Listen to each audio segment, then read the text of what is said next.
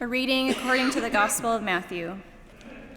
6 days later, Jesus took with him Peter and James and his brother John and led them up a high mountain by themselves.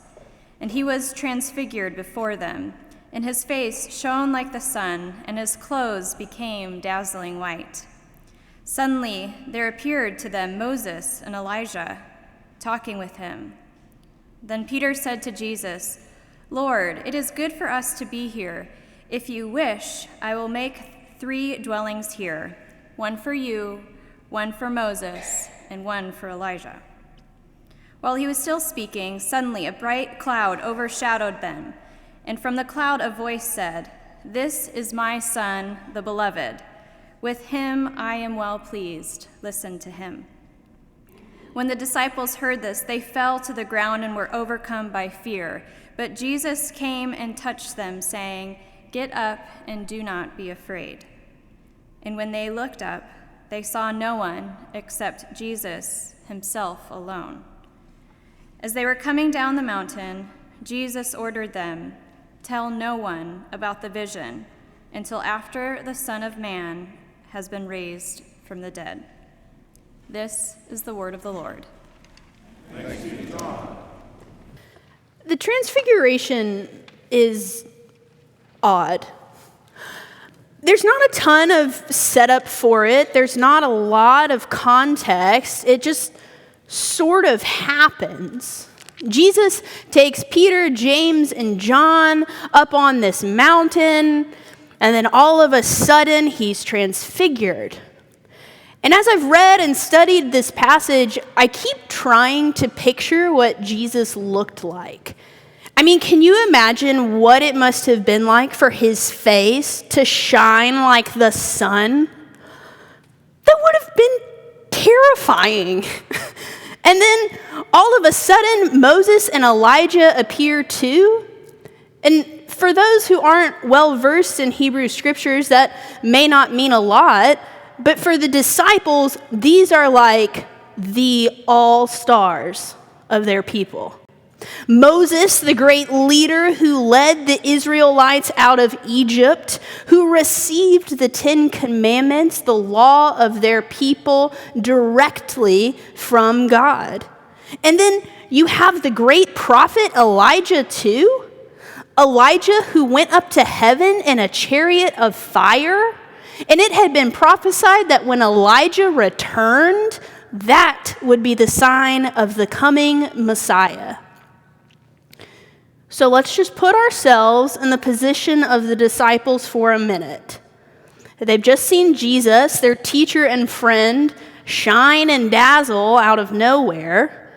And then on top of that, 2 of the most important figures in the history of their people appear, and they begin chatting with bright and shiny Jesus. How do they, or we, even begin to make sense of that? How did the disciples even process what was happening right in front of them?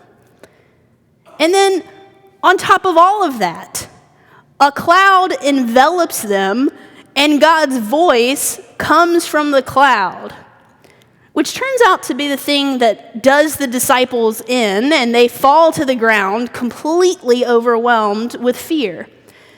Personally, I think I probably would have hit the ground when Jesus' face started shining like the sun and his clothes became dazzling white. So maybe I think the disciples deserve just like a little bit of credit for keeping their wits about them for as long as they did. The transfiguration is exciting, yet terrifying.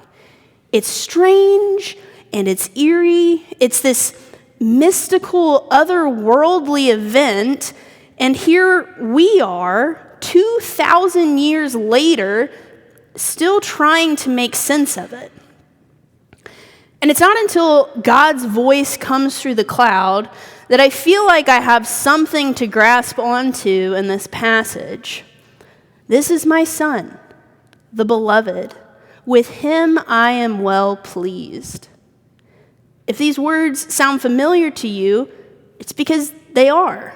These are the same words said from the cloud at Jesus' baptism. As John the Baptist brings Jesus up out of the water, the Spirit of God descends onto him. The heavens open, and God says, "This is my Son, the beloved. With him I am well pleased." Both Jesus' baptism and transfiguration are signs that Jesus is indeed the Son of God, the promised Messiah. And our own baptisms represent a transformation within us. We're plunged into the waters to be buried with Christ and raised to walk in the newness of life with Christ and each other, leaving behind our old ways. Our baptisms symbolize that we have chosen to become active participants in the body of Christ. We have decided to follow Jesus. No turning back, no turning back. In the latest Star Wars film, there's a moving scene of baptismal transformation. And if you haven't seen it, this is a really big spoiler, and I apologize in advance. Kylo Ren, the son of Han Solo and Princess Leia, has spent this latest trilogy causing death and destruction. He even kills his own father. And as we get to know Kylo Ren and see all the harm that he is capable of, his mother, Leia, never stops believing that there is still good in him. Leia knows that her real son, Ben, is still inside. And the viewers can see the way Kylo struggles. He's torn about who he is. And all of this builds to a moment where he's standing on a platform in the middle of an ocean with waves crashing over him, as he fights Rey, a character who has promised to stand for what is good. And she defeats Kylo and escapes in his ship, and he is left there alone on the platform watching her fly away. And then all of a sudden, the audience hears the voice of Han Solo. "Hey, kid." And Kylo turns around, and there is his father who he had killed. "I miss you, son," Han says. "Your son is dead." Kylo responds, "No. Kylo Ren is dead. My son is alive." And the viewer watches as Kylo Ren's hard, angry face softens and is overcome with emotion. He looks at his dad and he says, he's just not sure if he can do it. He's not sure if he can truly be Ben Solo again and turn from the darkness to the light. Han assures him that he can, and he throws his lightsaber, the weapon that he used to cause all of that pain and harm, the very same weapon that he used to kill his own father, he throws it into the water.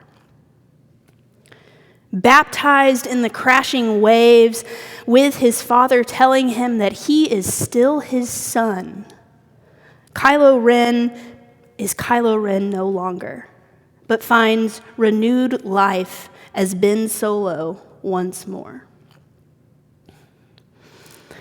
In the passages immediately before the Transfiguration, some important things happen. Jesus foretells his death and resurrection. He tells the disciples that he will suffer greatly and be killed, but he will be raised from the dead. Then Jesus shifts to telling his disciples that if they want to be his followers, they must take up their cross and follow him. Being raised to walk in the newness of life with Christ and each other means taking up our cross and following him, which is not safe. You know, I've always felt just a little bit sorry for Peter. He gets made the butt of jokes quite often because he messes up a lot. Sometimes he doesn't think through the things that he's saying, and then the next thing you know, Jesus is calling him Satan and saying to get behind him. All because Peter didn't want to let Jesus, the man he knew to be the Son of God, die. So when Peter suggests up on the mountain during the transfiguration that they build 3 dwelling places, one for Jesus, Moses, and Elijah, I have to believe that he has the best intent. And I don't think his intent was to stay up on the mountain forever so that he, James, and John could have unlimited time with Jesus, Moses, and Elijah. I think Peter was worried about what was going to happen to his friend when he came down the mountain. Jesus had told him that he would suffer and be killed. And I think Peter wanted to do everything he could to keep Jesus safe. He didn't want Jesus to go back down the mountain because then he would no longer be safe. But the thing is, Peter can't keep Jesus safe. And neither can we. Whether we like it or not, Jesus has to go back down the mountain. And so do we. Lent begins on Wednesday, and that's when we begin our journey with Jesus to the cross. And we can't keep him from it. In C.S. Lewis' The Lion, the Witch, and the Wardrobe, the 4 Pevensey children stumble upon a magical land called Narnia, where they are said to be the promised ones to help set the land free from the evil Snow Queen and the eternal winter that she has cast over the land. And at the same time the children arrive in Narnia, it is said that the great lion Aslan, who is the Christ figure, has also arrived, and things are changing. The land is thawing, and the good is coming back to Narnia. So, the Pevensey children must go to Aslan and join him in the work of restoring Narnia.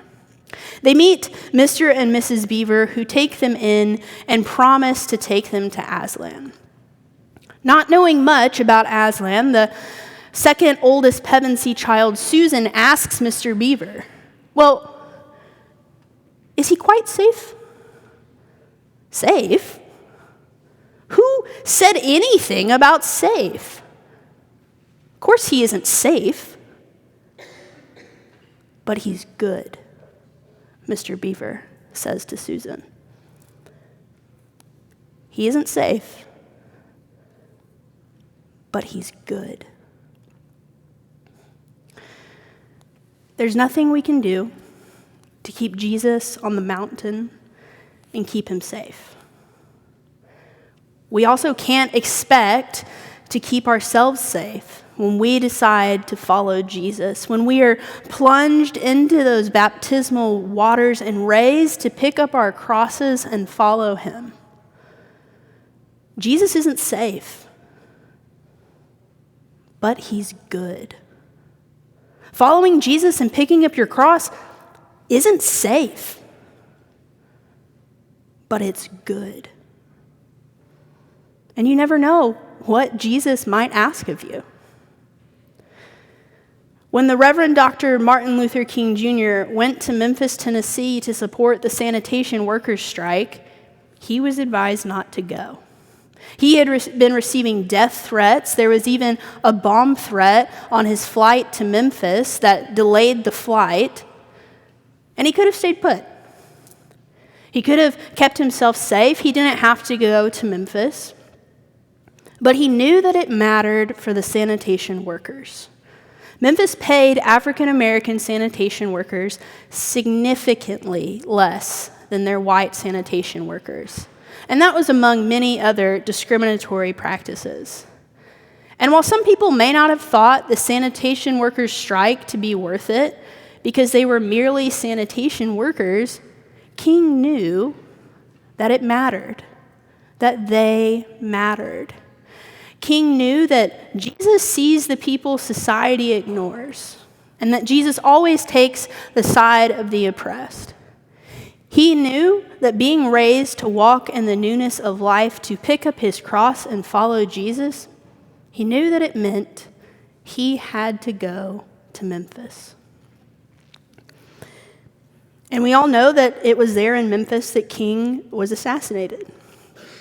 And on the eve of his assassination, he gave his famed and prophetic, "I've been to the mountaintop" speech. He said, "I've been to the mountaintop, and I don't mind. Like anybody, I would like to live a long life. Longevity has its place, but I'm not concerned about that now. I just want to do God's will. I just want to do God's will." King knew that when Jesus said that we are to love our neighbors as ourselves and that everyone is our neighbor, it meant the sanitation workers too. And you, Wilshire, knew this as well. When 3.5 years ago, you as a church decided to welcome everybody. When Jesus said that we are to love our neighbors as ourselves and that everyone is our neighbor, you knew it meant the LGBTQ plus community too. Although it wasn't popular, it brought criticism and loss of relationships, and people told you that your church would not be able to survive, you still decided to let the world know that this is a church where all people are welcomed and loved regardless of who they love. You as a church knew what it meant to follow the way of Jesus. Even though it was difficult, it was good. And Jesus has not left us, but has walked each and every step with us and continues to do so as we remain a church that is open to all and closed to none.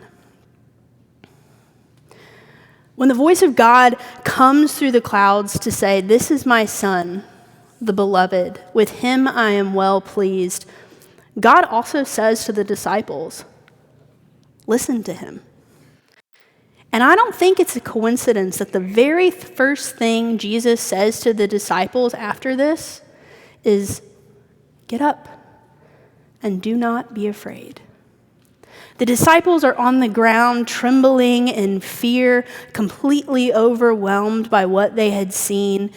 And then Jesus comes and touches each of them, saying, "Do not be afraid."